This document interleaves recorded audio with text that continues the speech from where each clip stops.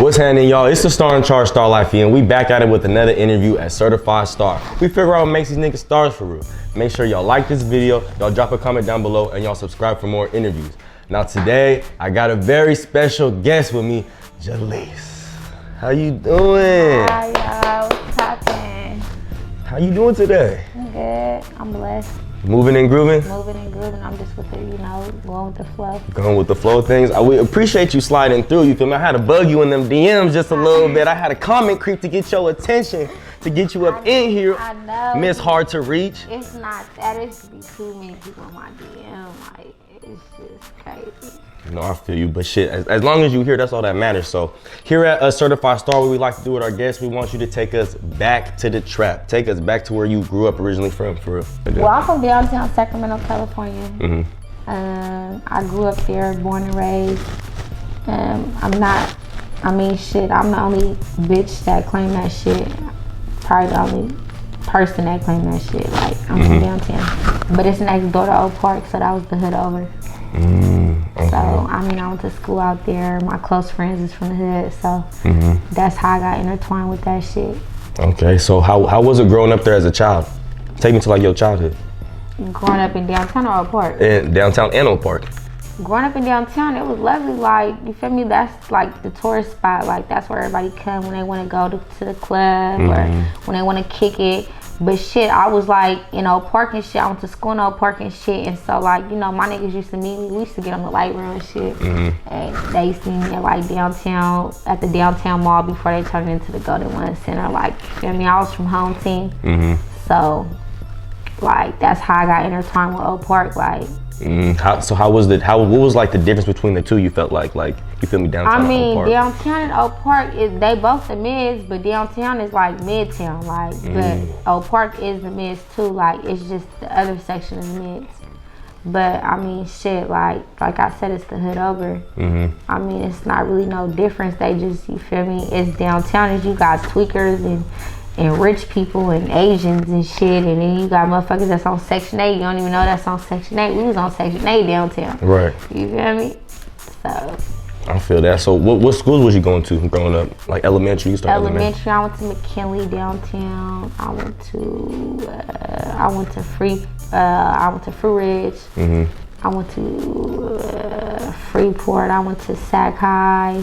I went everywhere. Hella school. Yeah, I went to hella school. And I went to continuation school. That's where I met cool people.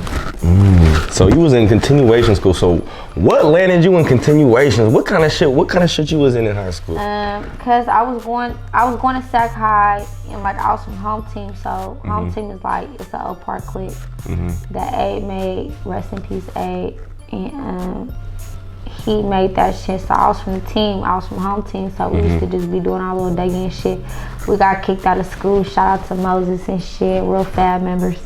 But like shit, we all got kicked out at the same time. So then I had to go to McClatchy. McClatchy is downtown. Then I ended up in the Thomas. And then boom, I just wasn't like doing my work or doing nothing. So that was like, you a senior and you got freshman credits, what you gonna do? And I was like, I'm not finna go out like that. I'm finna graduate with my team, like with my class. So I went to continuation school. That's where I met Chris and Bris. And yeah, and I graduated on time. And you got your shit done and knocked out the way. Shit done. I wanted to prove everybody wrong. Had to, nigga. That's like one of the best things you could do. Success is the best thing you could do to someone. So, you said you was going to regular school. So how was that transition from going to the regular school until now you transitioned to like the alternative school or continuation school? Like, was it the same? Continuation school. It was better for me with continuation school. It was dope as fuck. Like Miss Modeling, shout out to Miss Modeling.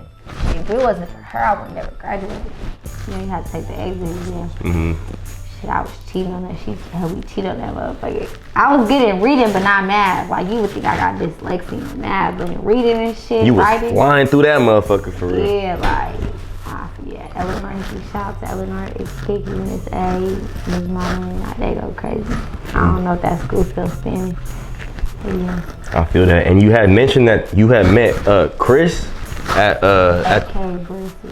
the school. So can you kind of explain to us your relationship with him at the time I mean, me and Chris, aka Bris. I call him Chris because that's just what I do him as. Right. Like, you know, everybody call him Bris.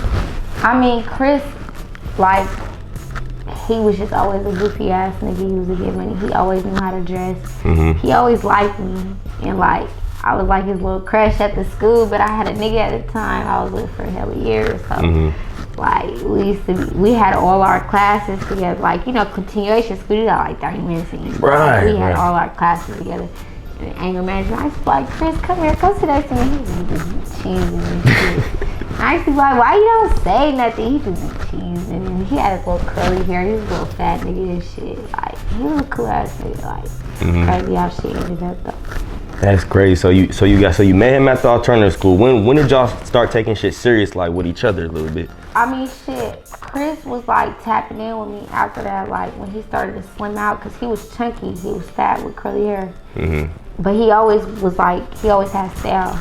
And like he would hit me on Facebook. I deleted my Facebook. I would have still had the messages. He would like try to tap in with me, and I was like entertaining it, but I was still fucking with, you know, my first love at the time, and he knew about that shit. But then I think he had a situation too. Then one day I bumped into him when Noni Blanco got out of prison, and I was driving down J Street, I think, and he was sliding next to me, and I was sliding, and I'm like, well, who is this fine ass nigga? Like, he just looked at hella different. Like, I'm like, what the fuck? But we was like 18, 19, so.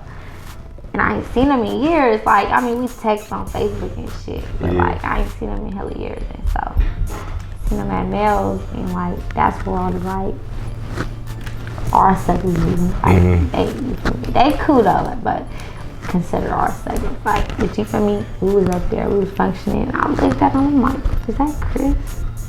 But he kept like coming to the car trying to like get my attention, and I'm like, "Boy, come here!" Like, you feel me? I'm like, "What's your? Like, who's playing with me? What's your number?" And I forgot his name for a second. I'm like, "That's Chris. That's crazy. You look hella different." And then shit, like later on that night, we met up and shit. And I told him I stayed in Oakland. He was like, "You don't stay in Oakland." I was like, "Nah, I stay in Oakland." He was like, "Let's go." And we went to Oakland and we went to my house and shit. He walked in my room and he was like, "You got hella shoes." I'm like, what? I'm like, oh, so your shoe game was up there. Yeah, my shoe game was still up there. Like, and so he was like, "You got hella shoes, you got hella shit." And then you feel me, like, I just thought it was like a little scooping moment. And then like the next day, Blood asked me like, "You not gonna be my girlfriend?" And I was shocked because like I'm just like scooping, like I'm like, "You want me to be your girlfriend? Your girl?" Like, for real. Right. And then like we kissed and then we left and then we was fucking after that. Like. So how long was you dealing with him for? A couple of months until I found out he was lying. What was he lying about? He had a baby on the way and he didn't tell me. But my little brother was telling me because he was fucking with a bitch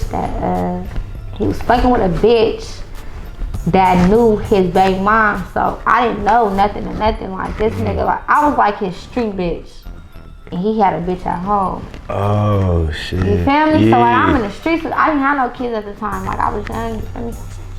And like, when I found out, like, cut the nigga off, like, I was hurt like a little bit because like, I got my style, a lot of my style from Chris. Like a lot of my little swag. I'm not gonna cap, like, you feel me? Like, I know I be dissing him and shit, but it was forced to be dissed like that. But honestly, like, I got my little swag from Blood, like, you feel me? Like, wearing vests and shit, Jordans and shit. I was already into Jordans, but like, he had me like, he just upped the scope for you just like, a little bit. Like, and he was a get money nigga. Like, he wasn't no rapper or nothing. Like, Oh, so he wasn't even rapping? No. He wasn't while y'all was together? No, Mac J was a rapper. And he used to freestyle in the car with me and shit. And I used to be like, "Why don't you rap?" He said, "Well, I ain't no rapper." He used to just say, I'm a trap nigga. Like, I was with him when he was just trapping. So like, but then when I found out about the baby, I cut him off, like. Damn, so how did you feel like you had to move after that situation? Like, was it like fuck niggas at that point, or like? I mean, I was single for hella long, and then boom, I bumped into Marcus. You're talking about Uzzy Marcus. Uzzy Marcus.